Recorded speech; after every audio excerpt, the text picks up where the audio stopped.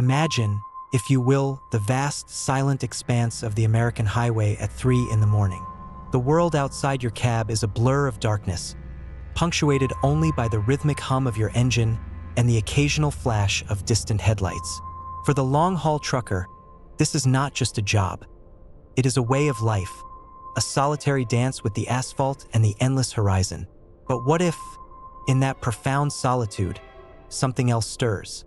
Something ancient, something malevolent, something that has been waiting patiently for its moment to claim the road as its own? Tonight, we delve into the chilling legend of the Phantom Hall, a tale that will redefine your understanding of fear and the unseen forces that lurk just beyond the veil of our waking world. Our journey begins, as many such journeys do, with a man named Elias Thorne. Elias was a trucker of the old guard, a grizzled veteran of countless cross-country runs. His rig, a meticulously maintained Peterbilt, was more than just a machine. It was his sanctuary, his home, his silent confidant through millions of miles of American landscape. Elias had seen it all. Blizzards that swallowed the road whole, dust storms that turned day into an apocalyptic twilight, and the quiet desperation of forgotten towns clinging to the edges of the interstate. He prided himself on his unflappable nature, his ability to navigate any challenge the road threw his way. But even Elias, with his iron will and seasoned cynicism, was unprepared for the chilling encounter that would shatter his reality and etch itself into the annals of highway folklore. It was a Tuesday night, late autumn, the kind of night where the air bites with a crisp, almost metallic chill, and the moon hangs like a skeletal disk in a sky devoid of stars. Elias was on a routine run, hauling a load of electronics from California to Ohio. He was making good time, pushing through the desolate stretches of Nevada, the kind of place where the silence is so profound it feels like a physical presence, pressing in on you from all sides. The only company he had was the low thrum of his engine, the occasional crackle of his CB radio, and the distant, almost imperceptible whisper of the wind against his cab. He had been driving for hours, the hypnotic rhythm of the road lulling him into that peculiar state of heightened awareness and profound introspection that only long-haul truckers truly understand. Suddenly, a flicker, not a star, not a distant town, but a light, impossibly bright, appearing on the horizon behind him. Elias checked his mirrors. Nothing. He squinted, leaning forward, his brow furrowed in confusion. There it was again, a brief, intense flash, then gone. He dismissed it as a trick of the light, perhaps a reflection from a distant, unseen object. The desert plays strange games with the eyes, especially when fatigue begins to set in. He adjusted his grip on the wheel, a faint tremor of unease rippling through him. He had never been one for superstitions, but the sheer emptiness of the landscape, combined with the inexplicable light, sent a prickle of apprehension down his spine. Minutes later, it reappeared, closer this time, and unmistakably a set of headlights. But these were no ordinary headlights. They burned with an unnatural intensity, a blinding white that seemed to consume the darkness around them. And the sheer, impossible speed at which they were gaining on him was unlike anything Elias had ever witnessed. He was pushing 75, and whatever was behind him was closing the gap as if his massive rig were standing still. A cold knot formed in his stomach. This wasn't //T right. This wasn't //T natural. He gripped the wheel tighter, his knuckles white. His heart began to pound a frantic rhythm against his ribs. He glanced at his speedometer, then back at the mirrors. The lights were closer still, now a searing beacon in the darkness, growing larger, more defined. He could make out the silhouette of a truck, but it was unlike any he had ever seen. It was massive, even by trucking standards, its form indistinct, shrouded in an almost palpable aura of menace. There was no sound, no roar of an engine, no hiss of air brakes, just the silent, terrifying approach of this colossal, spectral vehicle. Now, you might be thinking, Elias, why didn't you just floor it? Why didn't you call for help? And those are perfectly valid questions. But consider this, when faced with something that defies all logic, all known laws of physics, your mind doesn't immediately jump to rational solutions. freezes, questions.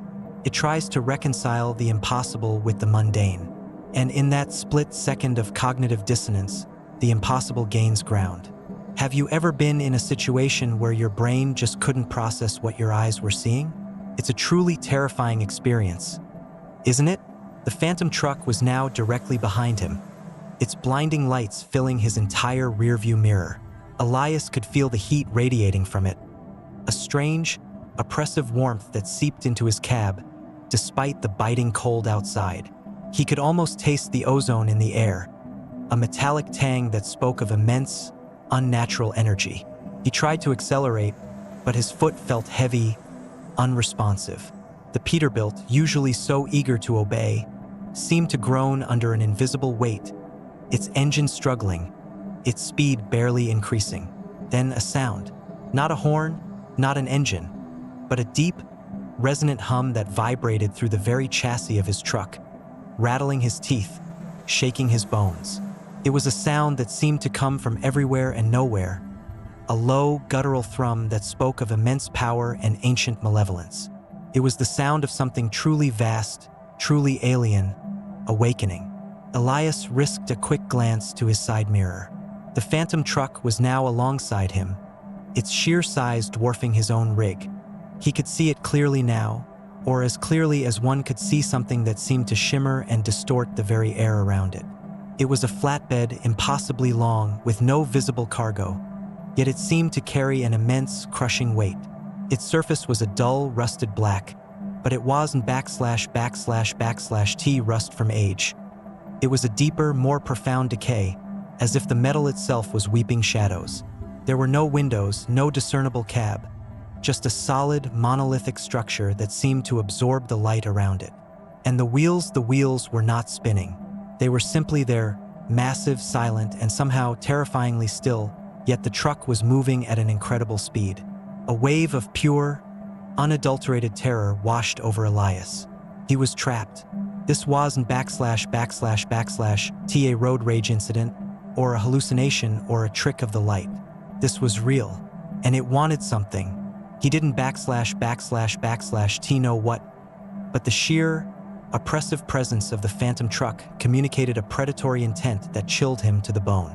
He was a mouse caught in the gaze of a colossal, silent predator, and there was nowhere to run. The highway, once his sanctuary, had become a cage. He tried to swerve, to put distance between himself and the monstrous vehicle, but his steering wheel felt locked, unresponsive. It was as if an invisible force had taken control, guiding his rig, pulling it inexorably closer to the phantom. He could feel the cold, metallic touch of fear creeping up his spine, a sensation he hadn't //T experienced since his first solo night run decades ago. But this was different. This was a fear that transcended the physical, a fear that gnawed at the very fabric of his soul. This encounter, as terrifying as it was merely the beginning. It was the first ripple in a pond of darkness, a prelude to a phenomenon that would soon plague truckers across the nation. The legend of the Phantom Hall was about to be born, whispered in hushed tones over CB radios, dismissed as urban myth by the skeptical, and experienced in bone-chilling reality by the unfortunate few. But how did this spectral menace come to be? What dark secret did it carry? And why did it choose the lonely highways of America as its hunting ground? To understand, we must first delve into the forgotten history of a road, a cargo, and a curse that refuses to die. As Elias felt his rig being pulled closer, the hum of the phantom truck intensifying, a single horrifying image burned itself into his mind.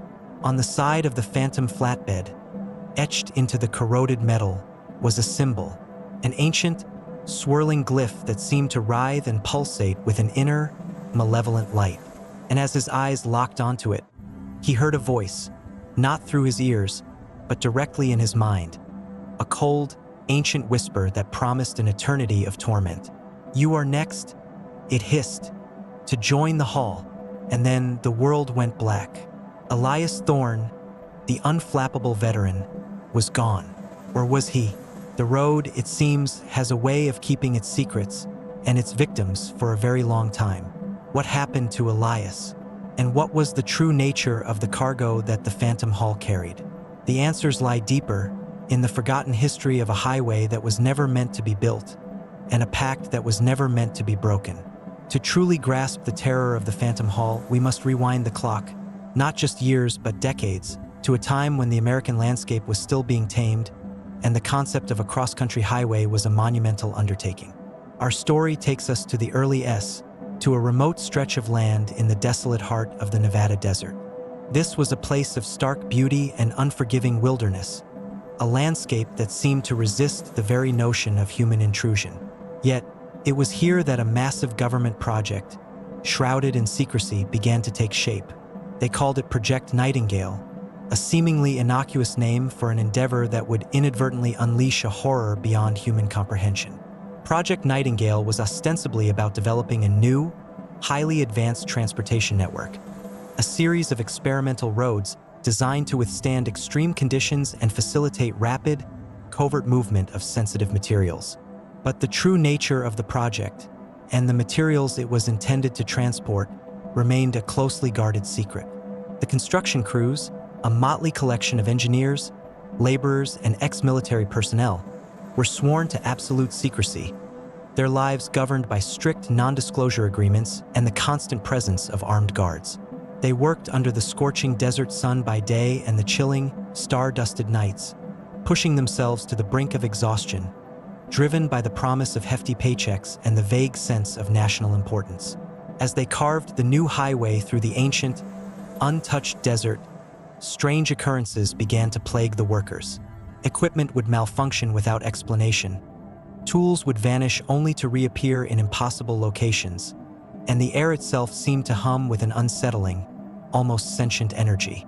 Whispers spread through the camps of strange shadows seen at the periphery of vision, of disembodied voices carried on the wind, and of a pervasive sense of being watched by unseen eyes. The local indigenous tribes, whose ancestral lands were being desecrated by the project, had long spoken of this particular stretch of desert as a place of ill omen, a nexus of dark energies, a place where the veil between worlds was thin.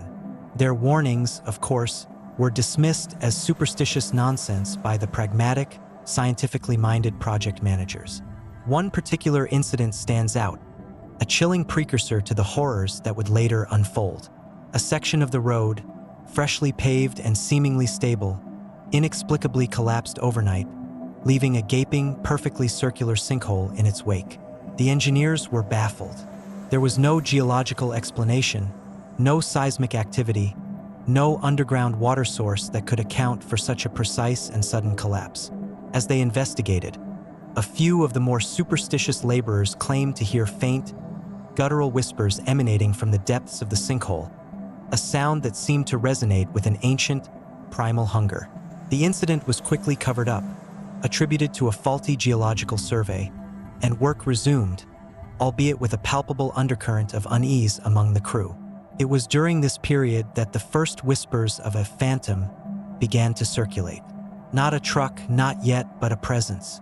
Workers reported seeing fleeting, shadowy figures moving among the construction equipment at night, figures that seemed to shimmer and distort the air around them. Tools would be rearranged, heavy machinery would be found in different positions than where they were left, and on more than one occasion, the distinct smell of ozone and something ancient, like petrified wood and stale blood, would permeate the air. These were not the pranks of disgruntled laborers. The fear in their eyes was too real, too profound. The project managers, desperate to maintain morale and meet deadlines, attributed these incidents to fatigue, stress, and the isolation of the desert. They brought in more security, but even the hardened guards, armed and vigilant, reported unsettling experiences. The feeling of being watched, the sound of unseen footsteps echoing in the vast emptiness, and the inexplicable sensation of cold spots that would suddenly envelop them, even in the scorching desert heat. The true purpose of Project Nightingale, it was eventually revealed, was to transport a highly volatile and extremely dangerous substance. Not a chemical, not a biological agent, but something far more esoteric, something that defied conventional scientific understanding. It was an artifact, unearthed from a forgotten archaeological site deep within the desert, an object of immense power and unknown origin. The The few scientists who were privy to its nature spoke of it in hushed tones, referring to it only as the heart of the void or the whispering stone.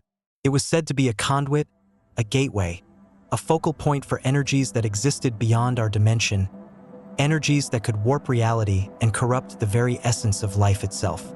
The government's intention was to transport this artifact to a secure underground facility where its properties could be studied and hopefully weaponized. A chilling thought, indeed, to weaponize something that was already, by its very nature, a weapon. The transportation of the heart of the void was to be a logistical nightmare. It required a specialized vehicle, one that could withstand the immense, unseen pressures emanating from the artifact, and one that could travel at speeds that would minimize its exposure to the outside world. This was the genesis of the first Phantom Hall. Not a spectral truck, but a prototype, a marvel of engineering designed to be impervious to all known threats. It was a massive, armored transport, unlike anything ever built, powered by an experimental engine that hummed with an almost supernatural energy. Its crew, handpicked from the most stoic and unyielding military personnel, were trained to operate under extreme duress, their minds fortified against the psychological assaults that the artifact was known to inflict. The maiden voyage of this prototype, however, was a disaster of epic proportions. It was meant to be a test run, a short journey across the newly constructed highway, but something went terribly wrong. Communications were lost within minutes of its departure. Search parties were dispatched, but they found nothing. No wreckage, no debris, no trace of the massive vehicle or its crew. It was as if the desert had simply swallowed it whole. The official report cited a catastrophic mechanical failure, but those who were close to the project knew better.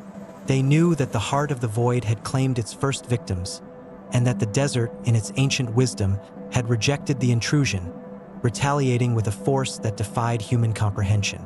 The project was immediately shut down, the highway abandoned, and the entire incident classified at the highest level. The desert, once again, reclaimed its silence, but it was a silence now imbued with a deeper, more profound dread. The whispers continued, carried on the wind, speaking of a presence that now haunted the desolate road, a presence born of a failed experiment and an ancient, malevolent artifact. The few who dared to venture near the abandoned highway reported strange phenomena. The sudden drop in temperature, the feeling of being watched, and the faint, almost imperceptible hum of a massive engine, even when no vehicles were in sight. It was as if the ghost of the prototype, imbued with the power of the heart of the void, had begun its own endless journey, a journey of torment and despair. Decades passed. The abandoned highway became a forgotten scar on the landscape, a place avoided by locals, a whispered legend among those who knew the true history of the desert. But legends, like certain energies, never truly die. They merely lie dormant, waiting for the right conditions to reawaken. And those conditions arrived with the expansion of the interstate system, when the forgotten stretch of Project Nightingale's highway was inadvertently reconnected to the modern road network. It was a decision driven by economic necessity, a shortcut, a way to shave precious miles off long-haul routes. A decision that would prove to be a catastrophic mistake. Now, you might be asking yourself, could a road truly be cursed? Can an object possess such malevolent power? And the answer, my friends, is not as simple as a yes or no. The universe is filled with mysteries that defy our current understanding, forces that operate on principles we can barely comprehend. What if the very act of disturbing ancient lands, of unearthing artifacts that were meant to remain buried, awakens something that was never meant to be disturbed? What if the echoes of past failures, of hubris and ambition, can manifest in ways that blur the lines between the natural and the supernatural? It's a chilling thought, isn't it? That our own actions, our own relentless pursuit of progress, might inadvertently unleash horrors that we are utterly unprepared to face. With the reopening of the old highway, the incidents began anew. Truckers, lured by the promise of a faster route, started reporting strange encounters. At first, they were isolated incidents, easily dismissed. A sudden, inexplicable fog that would appear out of nowhere, only to dissipate just as quickly. The feeling of a heavy presence in their rearview mirrors, even when the road behind them was empty. The faint, distant sound of a truck horn, a mournful, echoing wail that seemed to come from the very air itself. But then, the reports grew more frequent, more specific, and far more terrifying. They spoke of a truck, a massive, black flatbed, appearing out of the darkness, its lights blinding, its engine silent, its presence radiating an oppressive, soul-crushing dread. It was the Phantom Hall reawakened, and it was hungry. This was the entity that Elias Thorne encountered, the culmination of decades of dormant malevolence, now unleashed upon the unsuspecting highways. It was not merely a ghost. It was a manifestation of the heart of the void, a sentient extension of its power, a mobile conduit for the ancient energies it contained. It was a hunter, drawn to the solitude of the long-haul routes, preying on the isolated, the weary, the vulnerable. Its purpose was unclear, its motives inscrutable, but its methods were terrifyingly consistent: to ensnare, to torment, and ultimately to consume. The symbol Elias saw, the swirling glyph, was not just a mark. It was a brand, a claim, a declaration of ownership over those it chose to pursue. The first confirmed disappearance after the highway's reopening was a young, ambitious trucker named Sarah Jenkins. She was known for her meticulous planning, her unwavering focus, and her almost obsessive adherence to safety protocols. Sarah was on a tight schedule, and the newly opened shortcut through the Nevada desert seemed like a godsend. Her last communication was a frantic, garbled message over the CB radio, filled with static and a rising note of terror. It's right behind me. It's not a truck. It's coming for me." And then silence. Her rig was found abandoned miles down the road, its engine still running, its doors wide open, but Sarah was gone. No struggle, no signs of forced entry, just an empty cab and the lingering scent of ozone. The police dismissed it as a runaway, a mental breakdown, but her fellow truckers knew better. They knew the Phantom Hall had claimed its first modern victim. And as the sun rose over the desolate highway, casting long, eerie shadows, a new fear began to spread like wildfire through the trucking community. What was it hauling? And who would be next to join its terrifying, endless journey? The road, it seemed, had begun to collect its tolls, and the price was far higher than anyone could have imagined. The legend had returned, and it was more terrifying than ever. The stage was set for a nightmare that would unfold across the vast, lonely stretches of America's highways, a nightmare from which there might be no escape. Phantom Hall, as a living, malevolent entity. The heart of the void, it was theorized by the few surviving scientists who had worked on Project Nightingale, was not merely an energy source or a conduit. It was a consciousness, an ancient, alien intelligence that had been dormant for millennia, buried deep within the earth, until the relentless march of human progress, in its insatiable quest for power, had inadvertently awakened it. This consciousness, now free, had found its perfect vessel in the prototype transport, a machine designed for speed and resilience, a machine that could traverse the very arteries of the nation, spreading its influence like a silent, creeping plague. The truck, therefore, was not just a vehicle possessed. It was an extension of this malevolent will, a physical manifestation of the heart of the void's desire to expand, to consume, to integrate. It moved with an unnatural grace, its massive form defying the laws of physics, appearing and disappearing at will, a terrifying mirage that left behind a trail of fear and unanswered questions. The blinding lights, the silent engine, the oppressive hum, these were not mere effects. They were deliberate psychological weapons designed to disorient, to terrify, to break the will of its victims before the final, inevitable absorption. For that was the true horror of the Phantom Hall. It didn't just kill, it assimilated.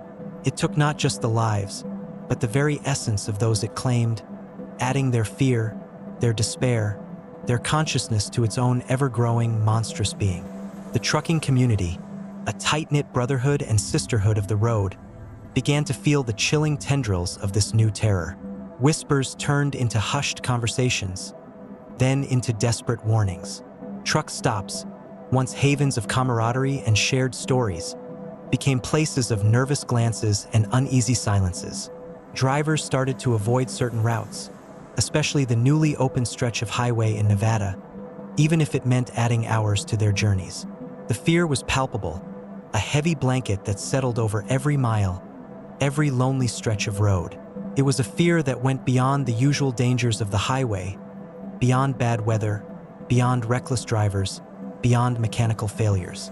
This was a primal fear, a fear of the unknown, a fear of something that hunted in the dark, something that could not be reasoned with, could not be fought, and could not be escaped. Many tried to rationalize it. They spoke of mass hysteria, of shared hallucinations, of the psychological toll of long hours in isolation. But the evidence, though circumstantial, began to mount. The abandoned rigs, always with the same unsettling details. The engine still running, the doors ajar, the lingering scent of ozone. The garbled CB transmissions, always ending in a scream or a chilling silence. And the dreams, oh the dreams, truckers across the country, even those who had never been near the cursed highway, began to report vivid, terrifying nightmares of a massive black truck, its lights burning with an unholy intensity, pursuing them relentlessly, its silent presence filling them with an overwhelming sense of dread. They would wake in a cold sweat, the phantom hum still vibrating in their ears, the image of the swirling glyph burned into their minds. It was as if the phantom haul was reaching out, touching their minds, preparing them for its inevitable arrival. It's fascinating, isn't it, how fear can spread, not just through direct experience, but through shared narratives, through the very air we breathe. It's a testament to the power of the human mind, both its capacity for imagination and its vulnerability to suggestion. But what if, in this case, the fear wasn't just a psychological phenomenon? What if it was a deliberate act, a form of psychic reconnaissance, a way for the phantom haul to identify its next victims, to soften them, to prepare them for the inevitable? It's a chilling thought, isn't it? That your very dreams could be a hunting ground. The influence of the phantom haul began to extend beyond the Nevada desert.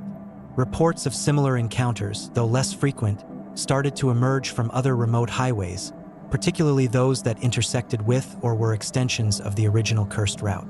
It was as if the entity was testing the waters, expanding its territory, learning the intricate network of roads that crisscrossed the nation. The sightings were always the same.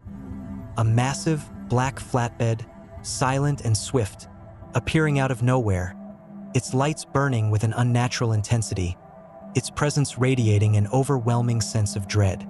And always, the same outcome. The disappearance of the driver, the abandoned rig, the lingering scent of ozone. Law enforcement agencies were baffled. They had no leads, no suspects, no logical explanation for the growing number of missing truckers.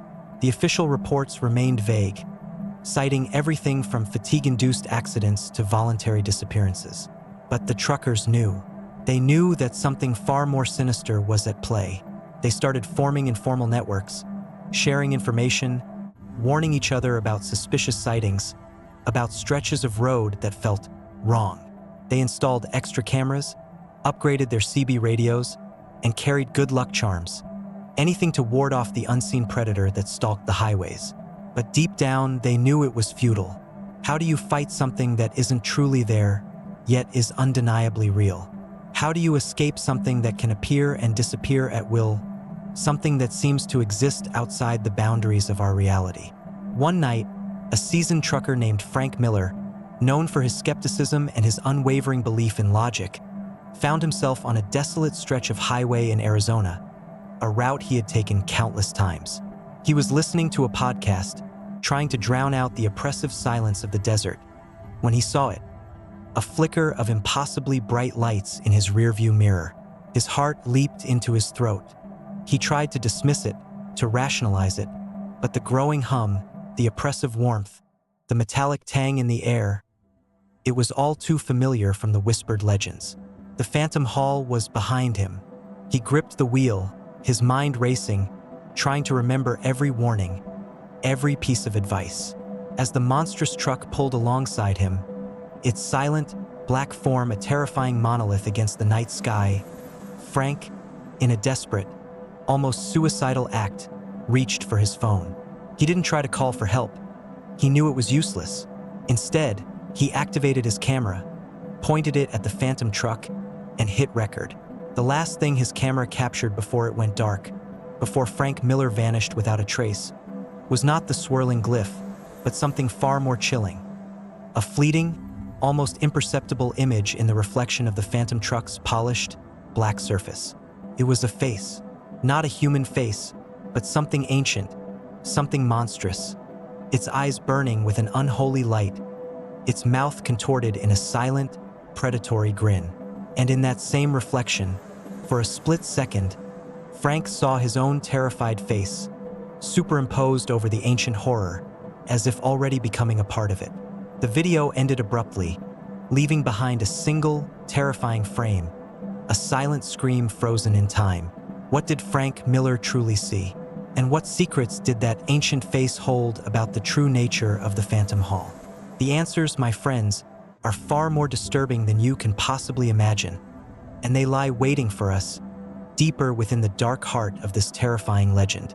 The hunt has begun, and the prey is us. This chilling discovery would soon send shockwaves through the entire trucking community, transforming a whispered legend into a terrifying, undeniable reality. The game had changed, and the stakes had never been higher. Frank Miller's video, though grainy and incomplete, became a viral sensation within the trucking world. Shared through encrypted channels, whispered over secure CB frequencies, and debated in hushed tones in dimly lit diners. It was the undeniable proof they had desperately sought. The image of that ancient, malevolent face, superimposed with Frank's own terrified reflection, was a stark warning. It confirmed the darkest suspicions. The Phantom Hall wasn't just a truck. It was a collector of souls, an entity that absorbed its victims, adding their consciousness to its own monstrous being. The implication was horrifying. Elias Thorne and Sarah Jenkins weren't just gone. They were part of the Phantom Hall, their minds trapped within its dark, metallic shell, forced to witness its atrocities. Paranoia became the new normal. Every distant headlight, every unexpected hum, every shadow dancing in the periphery of vision became a potential threat. Truckers who once relished the solitude of the long haul now found themselves craving company, pulling into truck stops more frequently, seeking the reassuring presence of other human beings. But even these havens began to feel less safe. The fear was contagious, spreading like a virus, infecting every conversation, every shared meal. Who could you trust? Could the Phantom Hall manifest anywhere? Was it always a truck? Or could it take other forms? The uncertainty was a torment in itself. One such trucker, a young woman named Chloe Vance, found herself particularly susceptible to this growing dread. Chloe was a relatively new driver, just 2 years into her career, but she had a natural affinity for the road. She loved the freedom, the independence, the sense of purpose that came with delivering vital goods across the country. But the stories of the Phantom Hall had begun to chip away at her resolve. She found herself checking her mirrors constantly, her heart leaping at every unexpected sound. Sleep became a luxury, haunted by nightmares of silent, black trucks and ancient, grinning faces. The vastness of the highway, once a source of comfort, now felt like an endless, inescapable trap. Her route often took her through the very stretches of Nevada and Arizona where the initial disappearances had occurred. She tried to avoid them, but sometimes deadlines were non-negotiable. On one particularly dark and stormy night, as she navigated a winding mountain pass, her CB radio crackled to life. It was a fellow trucker, a gruff, experienced voice she recognized as Big Rig Bob. His voice was strained, laced with an unmistakable tremor of fear. "Anyone out there? This is Bob. I got something on my tail." Big black rig, no lights, silent as a tomb. It's right behind me." Chloe's blood ran cold. She grabbed her mic, her hand shaking. "Bob, this is Chloe. Where are you? What's happening?" Static. Then, a guttural, inhuman growl that seemed to tear through the airwaves, followed by a sickening crunch of metal and a final, desperate scream. Then silence. Absolute, terrifying silence. Chloe sat frozen, her breath caught in her throat, the sound of Bob's last moments echoing in her ears. She was alone, miles from anywhere, and the storm outside seemed to mirror the tempest raging within her.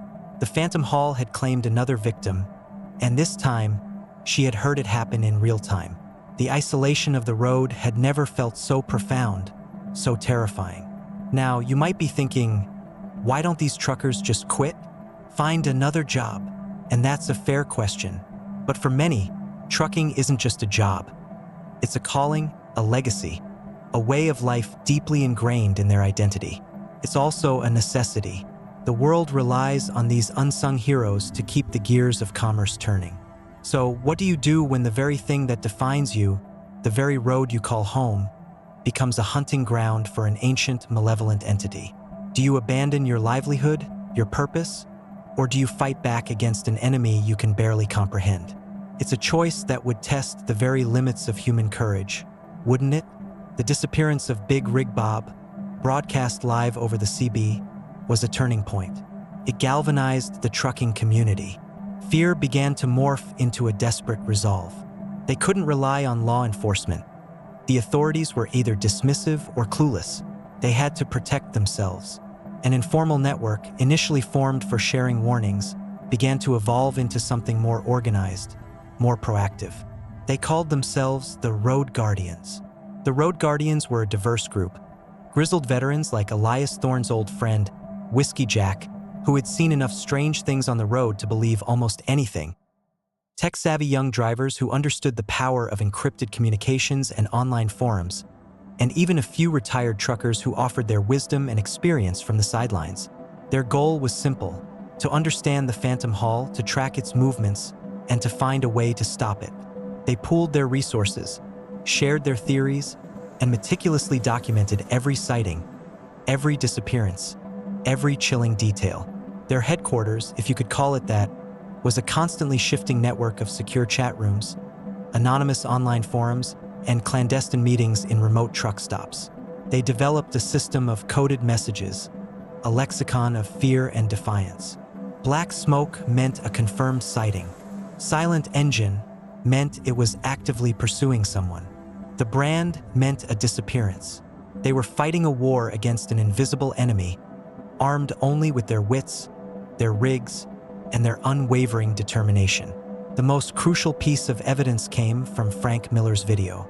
The final, terrifying frame with the reflection of the ancient face was analyzed frame by frame, pixel by pixel.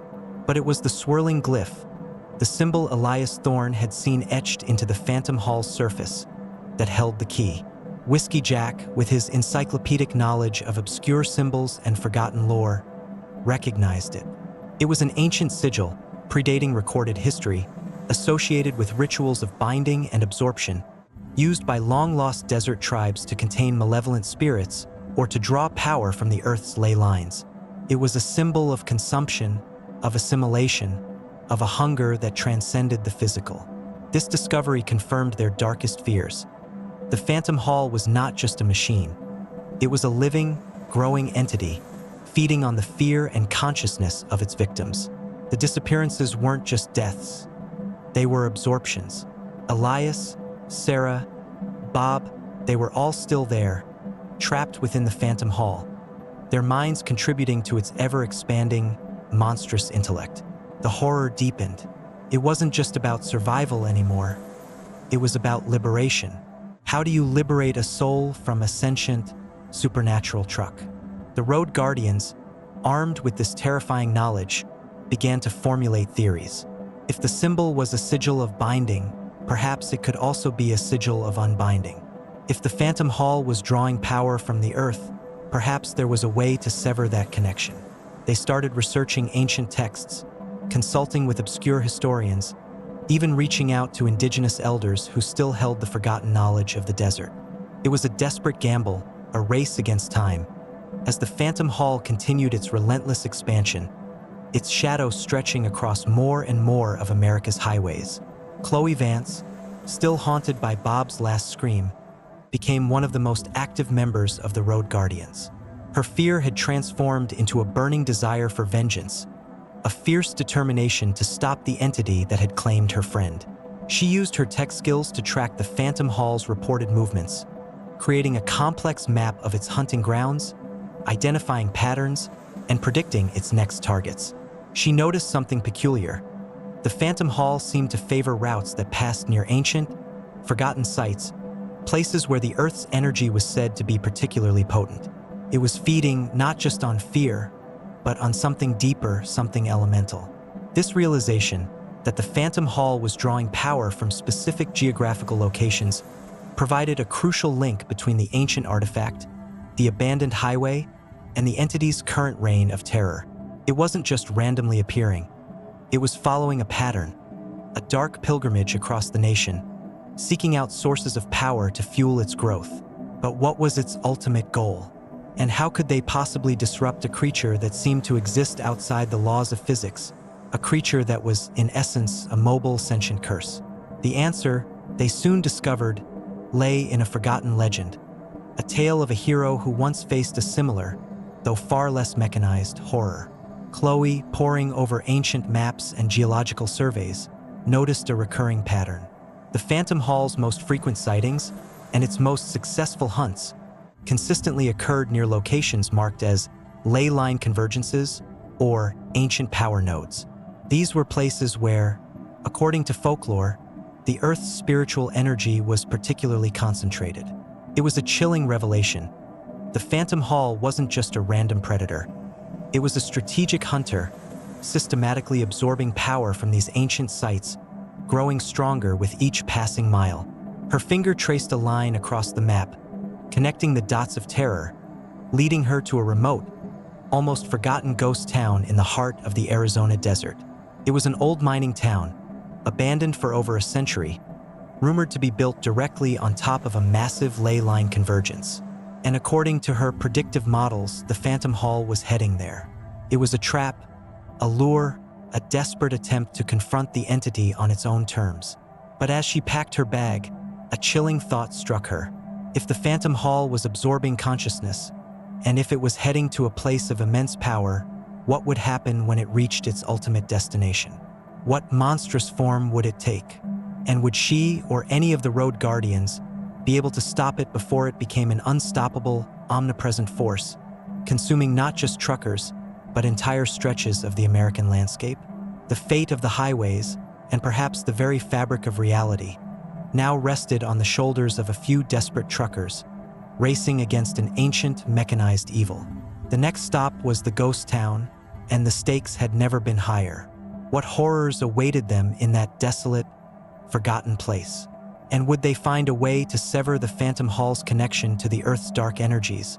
Or would they simply become its next meal? The answers lay shrouded in dust and shadow, waiting to be unearthed. The Convergence and the Uneasy Alliance. The ghost town, known locally as Blackwood Gulch, was the skeletal remains of a forgotten boom. Crumbling adobe buildings, their windows like vacant eyes, lined a main street choked with tumbleweeds. The wind, a constant, mournful presence, whistled through broken panes and creaked through decaying timbers, carrying with it the scent of dust, decay, and something else, something ancient and electric. The road guardians arrived in staggered convoys. Their rigs, usually symbols of power and independence, now seemed small and vulnerable against the vast, oppressive silence of the desert. Whiskey Jack, his face grim, surveyed the scene. "This place," he muttered. "It's a wound in the earth, been festering for a long time." He was accompanied by a handful of other veteran truckers, their faces etched with years of road weariness and a newfound, grim determination. Chloe, her laptop open, was already setting up her equipment, a makeshift array of sensors and energy readers designed to detect the subtle fluctuations in the ley lines. She was joined by a quiet, intense young man named Alex, a former IT specialist who had traded his cubicle for a sleeper cab after a close encounter with the Phantom Hall on a lonely stretch of I-. He was their tech expert, their eyes and ears in the digital realm, constantly monitoring their encrypted channels for any sign of the entity. The plan was audacious, bordering on suicidal. Based on Whiskey Jack's research into ancient sigils and Chloe's ley line mapping, they believed they could create a counter-sigil, a temporary disruption in the energy flow that would sever the Phantom Hall's connection to the Earth. This would theoretically weaken it, making it vulnerable, perhaps even forcing it to manifest in a more tangible form. The countersigil involved a complex arrangement of specially prepared crystals, ancient chants, and a precise alignment with the ley lines. It was a desperate gamble, a blend of ancient mysticism and modern technology, and the margin for error was razor thin. Emotional trigger, anxiety, and mounting pressure. As dusk painted the desert sky in hues of bruised purple and fiery orange, a palpable tension settled over Blackwood Gulch. Every creak of the wind, every distant howl of a coyote, sent a jolt of adrenaline through their veins. They were waiting, like hunters in a blind, for a predator that was both physical and ethereal. The air grew heavy, charged with an unseen energy. Chloe's sensors began to flicker, their readings spiking erratically. "It's close," she whispered, her voice barely audible above the rising wind. "It's here." Suddenly, the ground trembled. Not an earthquake, but a deep, resonant vibration that seemed to emanate from the very bedrock beneath them. A low hum, familiar and terrifying, began to fill the air, growing in intensity, a sound that resonated not just in their ears, but in their very bones. Then, from the western horizon, a single, impossibly bright light appeared, growing rapidly, consuming the last vestiges of twilight. The Phantom Hall had arrived. Pattern interrupt, a moment of dark humor/question. Now, you might be thinking, why didn't they just set up some roadblocks? Call in the military. And again, those are perfectly logical questions. But how do you roadblock something that can appear and disappear at will? How do you explain to the military that you're fighting a sentient, cursed truck that feeds on ley lines? Sometimes the most terrifying battles are the ones you have to fight alone, against an enemy that defies all conventional understanding. It's a lonely road, isn't it, when the monsters are real and no one believes you? The confrontation escalating tension and fear. The Phantom Hall bore down on Blackwood Gulch, its massive form a black silhouette against the dying light, its headlights burning like twin suns. It moved with an unnatural speed, kicking up a colossal cloud of dust that swirled around it like a malevolent shroud. The hum intensified, becoming a deafening roar, a sound that seemed to tear at the very fabric of reality. Chloe's sensors screamed, their needles buried in the red. "Now!" she yelled, her voice hoarse. "Activate the sigil." Whiskey Jack and the others, their faces grim but determined, began the ancient chant, their voices surprisingly strong against the encroaching roar. As they chanted, the crystals they had placed at strategic points around the town began to glow, first faintly, then with an intense, pulsating light. The light connected, forming a shimmering, ethereal web that enveloped Blackwood Gulch, a barrier of pure energy designed to disrupt the Phantom Hall's connection to the ley lines. The Phantom Hall recoiled. Its lights flickered, its hum faltered, and for a moment, it seemed to hesitate, a monstrous beast caught in an invisible snare.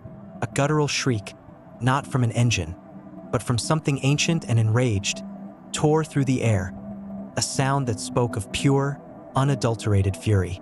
The ground shook violently, and dust rained down from the crumbling buildings. The entity was fighting back, its immense power lashing out against the countersigil. Emotional trigger, urgency, and desperation. The ethereal web began to strain, the shimmering lines flickering precariously. The crystals pulsed erratically, their light dimming and brightening with each surge of the Phantom Hall's power. Whiskey Jack's voice wavered, his face contorted in a grimace of effort. "It's stronger than we thought," he gasped, sweat pouring down his face. "It's trying to break through." Chloe, monitoring her sensors, saw the ley line readings fluctuate wildly. The Phantom Hall was attempting to reroute the energy, to find a weakness in their carefully constructed trap. "It's adapting," she yelled. "We need to hold it, just a little longer." Suddenly, a section of the ethereal web flared brightly, then snapped, dissolving into shimmering motes of light.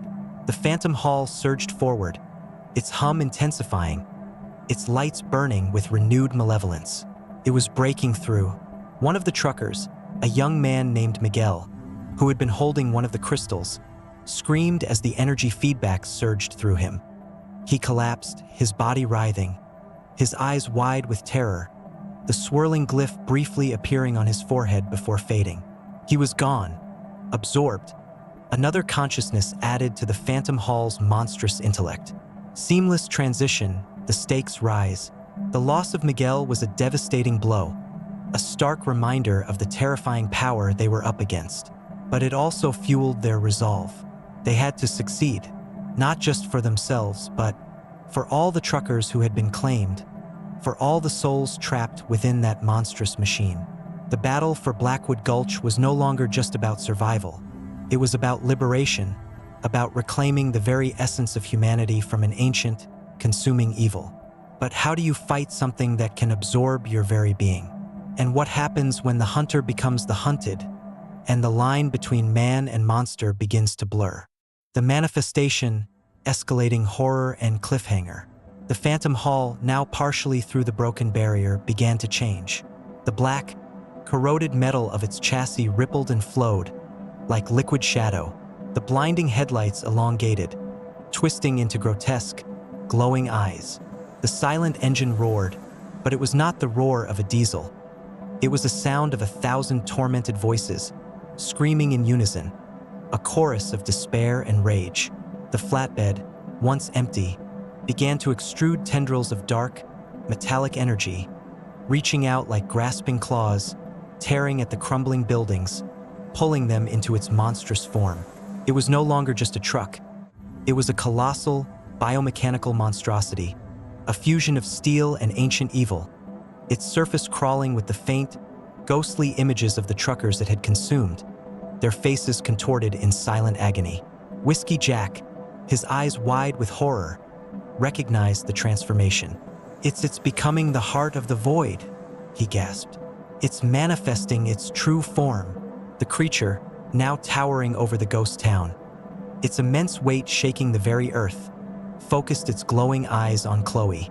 It knew she was the one who had orchestrated this defiance. A tendril of dark energy shot out, fast as lightning, wrapping around her leg, pulling her inexorably towards the monstrous truck. She screamed, struggling against the invisible force, but it was too strong. As she was dragged closer, she could see them, the faces of Elias Thorne, Sarah Jenkins, Big Rig Bob, and now Miguel, their spectral visages flickering on the surface of the Phantom Hall, their eyes filled with a mixture of agony and a chilling, silent plea. She reached out, desperately, for something, anything to hold on to. Her hand brushed against a loose wire on her sensor array, and in a final, desperate act, she ripped it free, sending a surge of raw energy through the remaining crystals. The ethereal web, though broken, flared with a blinding intensity, and for a split second, the monstrous form of the Phantom Hall seemed to freeze, its glowing eyes widening in what looked like surprise or perhaps pain. And then, everything went white. Chloe, the last hope of the Road Guardians, was gone. Or was she? The ghost town fell silent, the hum of the Phantom Hall replaced by the mournful whistle of the wind through empty buildings. The dust settled, revealing only the shattered remains of the crystals and the lingering scent of ozone. The monstrous truck was gone, vanished as suddenly as it had appeared, leaving behind only questions and a chilling sense of victory. Had it truly been defeated, or had it merely retreated, stronger than ever, its monstrous form now complete, its hunger insatiable? The fate of the highways, and the very souls of those who traversed them, hung in the balance. The silence was deafening, but in that silence, a new, terrifying hum began to resonate, not from the earth, but from within the minds of those who had witnessed the horror. The Phantom Hall was not just a truck. It was a consciousness, and it was now everywhere. What had Chloe done? And what new horror had she unleashed in her desperate attempt to fight back? The answers lie in the chilling silence that followed, a silence that spoke of a victory. But for whom? The battle was over, but the war, it seemed, had just begun. The aftermath and lingering dread.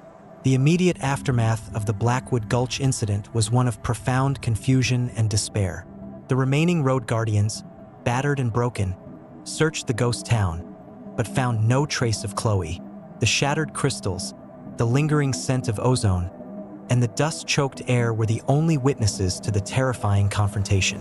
Whiskey Jack, his face etched with grief and exhaustion, could only shake his head. "It's gone," he whispered. "But I don't think we won." His words proved prophetic. The Phantom Hall, though no longer physically present, had left an indelible mark. Truckers across the nation, even those who had never been near Blackwood Gulch, began to report a new, more insidious form of terror. It wasn't the blinding lights or the silent engine anymore.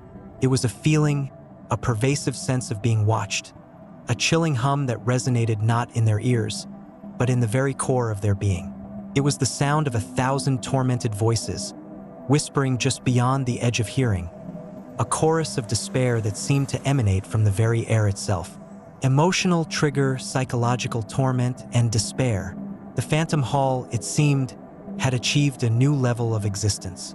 By absorbing the consciousness of its victims, and by drawing power from the ley lines, it had transcended its physical form. It was no longer just a truck. It was a collective consciousness, a pervasive entity that could manifest not just on the road, but within the minds of those it targeted. The dreams, once a mere precursor, became vivid, terrifying realities. Truckers would wake in a cold sweat, convinced they had spent the night trapped within the Phantom Hall, forced to witness its endless, silent journey, their own thoughts and fears mingling with the countless others absorbed into its monstrous intellect. Some reported seeing the swirling glyph, the mark of the Phantom Hall, appearing on their own skin, a faint, temporary brand that would vanish with the morning light, leaving behind only a chilling memory. Others spoke of brief, terrifying moments of lucidity, where they would find themselves behind the wheel of their own rigs, but their hands were not their own, their minds filled with a cold, calculating hunger that was not their own. It was as if the Phantom Hall was testing them, probing their minds, seeking out weaknesses, preparing them for the final, inevitable absorption. Pattern interrupt, a moment of philosophical reflection. It's a chilling thought, isn't it? That the greatest horror might not be a physical monster, but something that can invade your very thoughts, your very identity. What does it mean to be truly free, truly yourself, when an external entity can manipulate your perceptions, infiltrate your dreams, and slowly, insidiously erode your sense of self? It's a question that transcends the boundaries of a simple horror story, delving into the very nature of consciousness and free will. And in the face of such an enemy, what hope does humanity truly have? The search for a solution, a glimmer of hope and renewed urgency. The Road Guardians, though scattered and demoralized, refused to give up. Whiskey Jack, haunted by the loss of Chloe and Miguel, became obsessed with finding a way to fight this new, insidious form of the Phantom Hall. He believed that Chloe's final act, the surge of energy through the crystals, had not been in vain.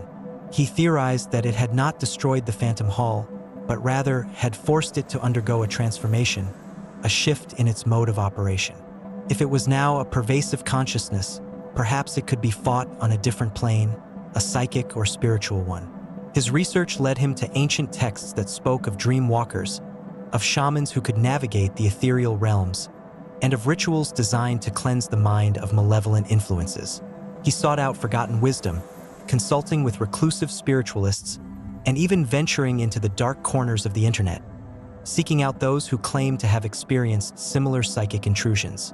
It was a desperate, often frustrating quest, but Whiskey Jack was driven by a fierce loyalty to his fallen comrades and an unwavering belief that humanity, even in its darkest hour, possessed the resilience to fight back.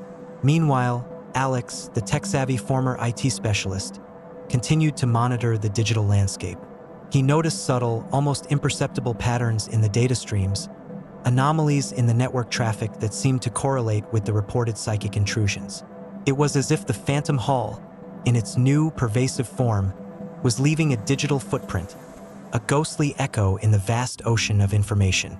He theorized that the entity, in its attempt to expand its consciousness, was inadvertently creating vulnerabilities, digital pathways that could potentially be exploited. Emotional trigger, growing resolve, and determination. Their combined efforts, a blend of ancient mysticism and cutting-edge technology, began to yield results. Whiskey Jack discovered a ritual, a complex series of meditations and chants designed to create a psychic shield, a mental fortress that could repel the Phantom Hall's intrusions. Alex, in turn, developed a counterprogram, a digital firewall that could detect and disrupt the entity's attempts to infiltrate the minds of truckers through their electronic devices. It was a fragile defense, a temporary reprieve, but it was a start. It gave the truckers a fighting chance, a way to reclaim their minds, to push back against the pervasive dread. They began to disseminate this knowledge through their secure network, teaching other truckers the meditation techniques, providing them with the digital firewall. The results were immediate and profound. The nightmares lessened, the whispers faded, and the sense of being watched began to recede. The Phantom Hall, though still present, was no longer an omnipresent terror. It was a shadow, a distant hum, a threat that could be managed, contained, and perhaps, eventually, defeated. Seamless transition, the nature of the battle. This shift in the battle, from a physical confrontation to a psychological and spiritual one, highlights a crucial truth. True horror often lies not in what we can see, but in what we cannot. It lies in the insidious erosion of our sanity, the subtle manipulation of our perceptions, and the creeping doubt that gnaws at the very core of our being. The Phantom Hall, in its new form, was a master of this psychological warfare, but humanity, in its resilience, proved to be a formidable opponent. But was this truly a victory, or merely a temporary truce?